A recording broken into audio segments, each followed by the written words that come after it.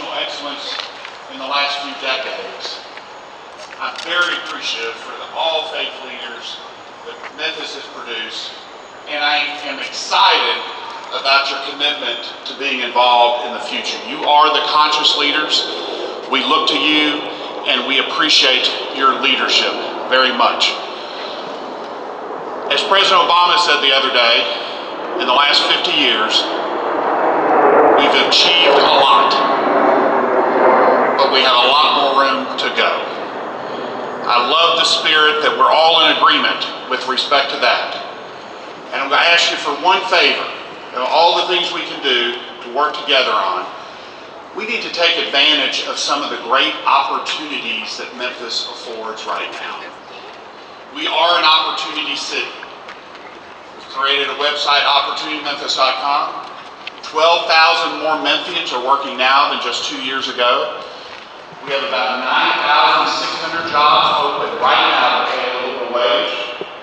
About 5,800 of those pay over $15 an hour. And they're having a hard time filling those positions. And one of the other great opportunities that we have, thanks to Governor Haslam and the state legislature, free community college and tech school for everyone. You can be 20 or 60. As long as you don't already have a degree, you can get free community college and tech school. So you have those jobs available, and you have a free workforce available to get you those jobs. The governor has to come to Memphis and decided to go make community college and tech schools free. He said that he would have us out there spreading the message, good news in Memphis. So I know I'm speaking to a faith leader in Memphis. I'm going to take your privilege. And we'll ordain all of you. Ordain all of you evangelists. It's really good news what Memphis has to offer. Together, we can overcome the challenges of crime, poverty, and poor education issues.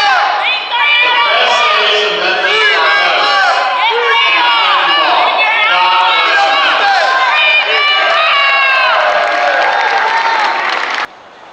My name is Al Lewis, and I don't have much time. I'm honored to have been selected by the C3 Land Co-op to represent truth. It has been said that the devil's greatest trick was to convince the world that he didn't exist. Signs of Distress, 1968. Memphis, Tennessee is the second poorest city in the nation. People are living under the plantation capitalism, as Reverend Jim Lawson calls it. The good doctor took us to the mountaintop and left us there with a vision. He said that there may be difficult days ahead, and there are difficult days. Change, what change? Signs of Distress, 2018. The metro Memphis area is now the poorest city in the nation. Change, what change? Signs of Distress, 2018. When police behave in the same manner as Bull Connor's shock troops did in the early 1960s, change, what change? Signs of Distress, 2018. Young men of color being shot down on camera where they pose no threat and have no weapon, while we are told not to believe our lying eyes. Change, what change? Yet I have not witnessed in our political representatives speaking truth to power. To the money hoarders and the power brokers, those obscenely consumed with greed, I have not experienced them saying, not a dime more taxpayer money, not another tax break to a business that pays slave wages. Instead, these greed meisters are given generous tax subsidies. Have you ever seen no to a Smith or a Hyde? If you have, when? If you have not, why not? Change, what change? Signs of Distress, 2018, when men and women sworn to serve and protect would abuse and grope Latinas while being recorded by the national press. It is hard to believe we are even in the 1960s. It is more like the 1860s. Major, call lieutenant, call lieutenant. We're hurting her. We're hurting her. Please move out of the street. Please move out of the street. Change, what change? Signs of Distress. Our institutions have betrayed us. Our souls need repairing. Our city is in shambles, dead last in almost every vital area. Change? What change? Indeed, the good doctor left us on the mountaintop on April 3rd, 1968, and it is up to us to trek down into the valley of the shadow. They think it's one way. It ain't that way. My name is Al, and I'm a fact. And we're out of time. Thank you. We are part of a national network of groups and individuals organizing white people for racial justice. Through community organizing, mobilizing, and education, Surge moves white people to act for justice. The city of Memphis has been publicizing ahead of this anniversary for a very long time, hoping to get a lot of tourists. How ironic that 8 protesters and 1 journalist were arrested on Tuesday in 2018. They were protesting the very things that Reverend King came here to point out. If he were alive today, he would not be on a stage talking about how much progress we've made.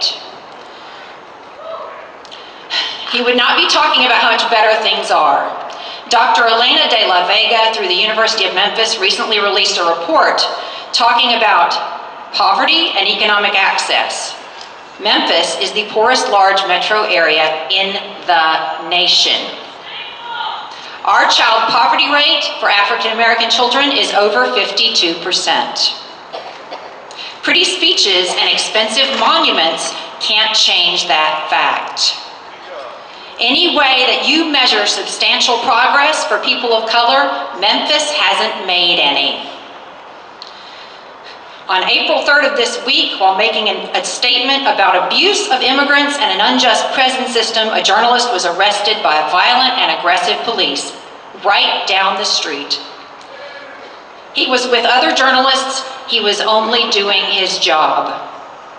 He's been turned over to Homeland Security, and he is at risk of being deported forever. What threat was he posing to us, Mayor Strickland, as a journalist? You did an interview with him recently. See, we brought a reminder for you. They released him, our county released him saying there was no evidence against him. And yet somehow he's being sent away now. How does this reflect the legacy of Dr. King? Mayor Strickland, you asked for his help in establishing trust with the Latinx community. And you broke it. Why didn't you speak up for him? Why did you not speak up for him? Broke the trust. Why? This is state-sponsored terrorism against our Latinx community, and it is wrong. 3 of us standing up here, okay, 2 of us standing up here, blocked the street in front of FedEx earlier that morning. We weren't arrested. We were not arrested because we're white women. Manuel was racially profiled. Shame on you. Shame on this city. He deserves better. Many of us are tired this week, tired of flowery speeches, because actions speak far louder than words. All these fancy words, Mayor Strickland, where's the action? Why don't you speak up for Manuel?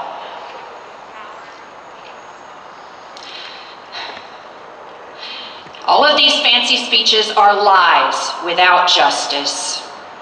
The violence and escalation tactics of police in response to what happened on Tuesday remind us that 50 years later, unless something changes now for Manuel, we say, Surge says that Dr. King's death was in vain.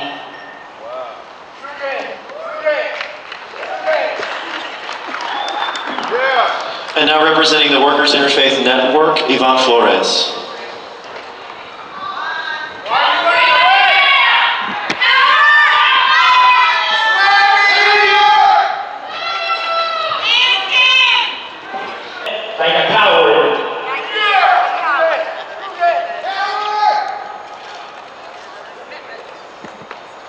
My name is Juan Flores.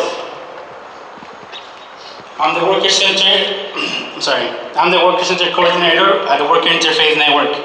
At the Worker Interfaith Network, we believe every person has a God-given right to a safe and fair working condition, free of discrimination and wage theft, that every person has a right to an equally living wage, adequate healthcare, and the right to organize regardless of documentation, status, gender, or disability.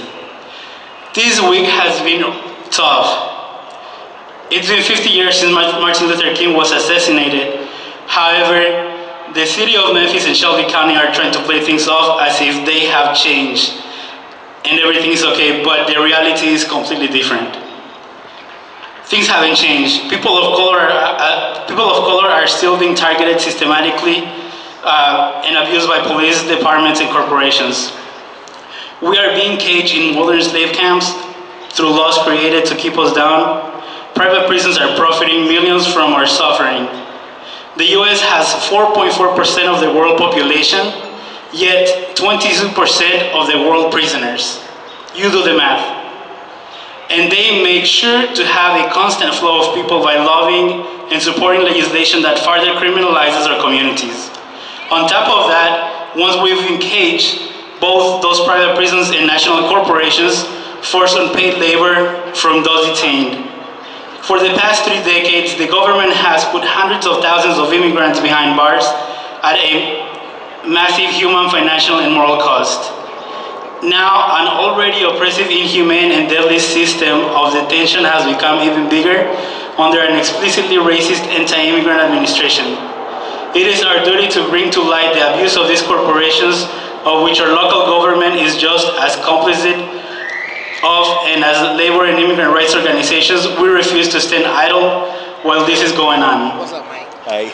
Last Tuesday, April 3rd, in collaboration with Comunidades Unidas en Una Voz and the Coalition of Concerned Citizens, we held a peaceful action in front of our local jail just to do that. We dressed up as inmates with the names of some of the corporations that use and invest in these enslavement camps. We walk on the sidewalk in front of 201 Poplar toward the crosswalk, already aware of the excessive police presence. As soon as we stepped onto the street, the Memphis Police Department swarmed us from both sides. And as we were walking across the street, they started to approach us and told us we had to get off the street because we were blocking traffic, even though we were not standing but walking across. Without warning, Memphis police arrested many of our community's members who were simply peacefully demonstrating. Amongst them, Manuel Duran, a well-known reporter in the Mid-South, was arrested for simply doing his job. Manuel was not the only reporter on the street taking video or pictures, yet he was the only one targeted and arrested.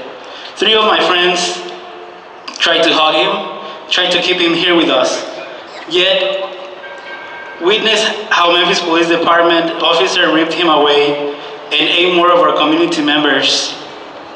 We are happy that most of them are back with us, but we're enraged that Manuel is not. Due to the clear and shameful voluntary collaboration that Memphis Police Department Mike Railings and Shelby County Sheriff Bill Oldham have with Trump's Immigrant and Custom Enforcement Agency, Manuel Duran, our local journalist, is now detained in a notorious immigrant detention center in Louisiana, far from his community and family members.